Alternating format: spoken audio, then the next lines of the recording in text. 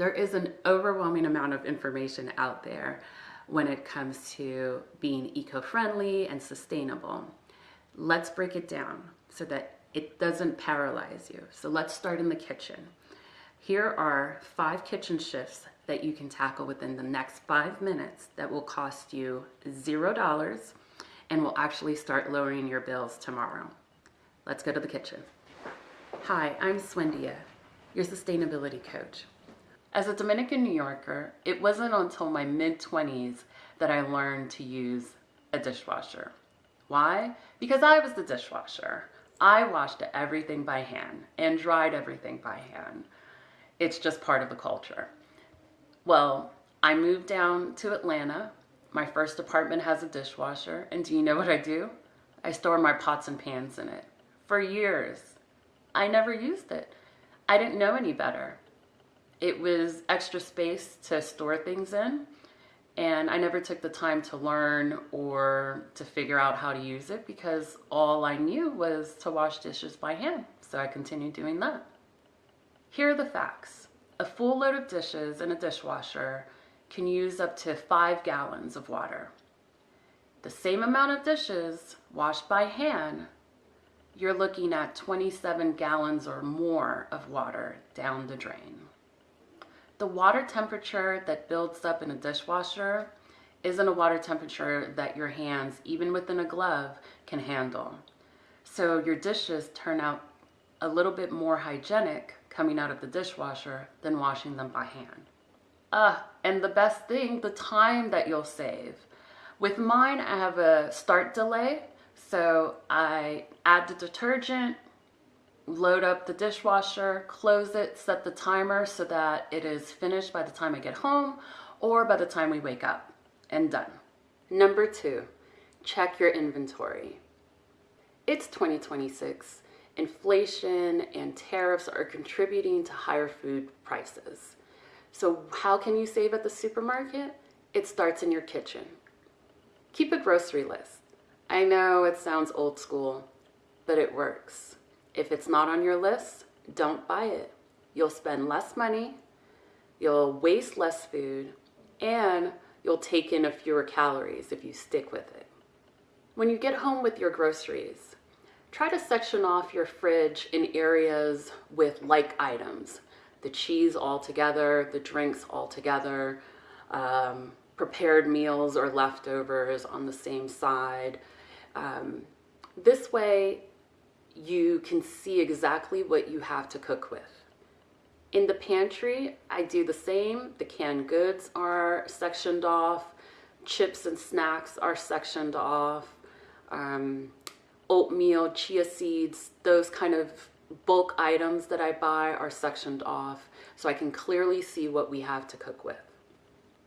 You don't need any special equipment to get started. Just work with what you have. This is your personal fridge and pantry. No one's going to care what it looks like. The goal is to clearly identify what you have to work with. Don't let your food expire or rot before you get to use it. It's bad for the environment and it's bad on your wallet. Numéro 3. Rincer et réutiliser.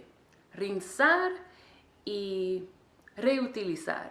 Rinse and reuse. Again, it's 2026. Tariffs, inflation, it's driving cost of goods up.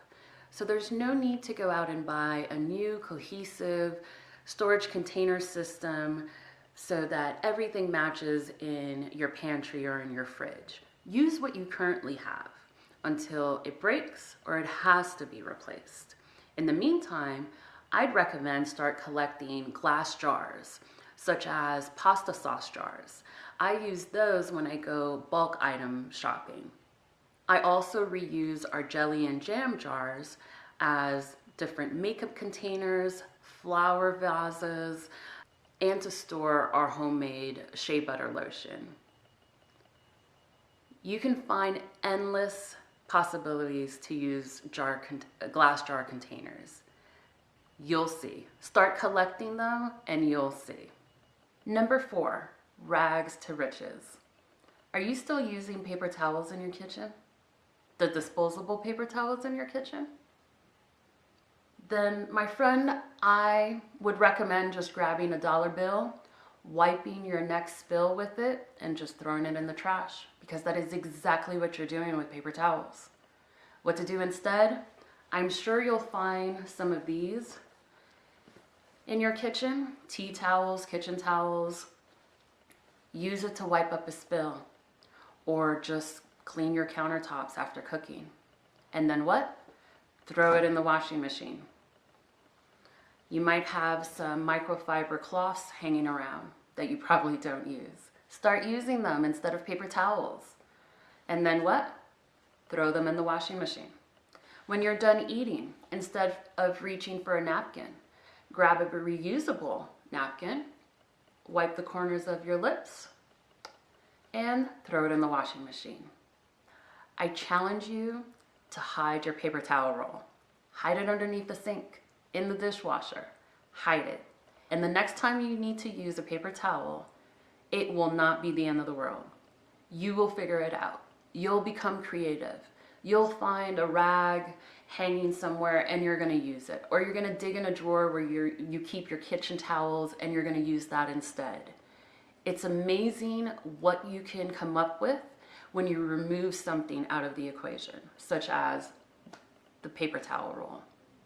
Now, if you fail this challenge, I do not think you're ready to save the world, and that's okay. Number 5, clean air. This is an outlet,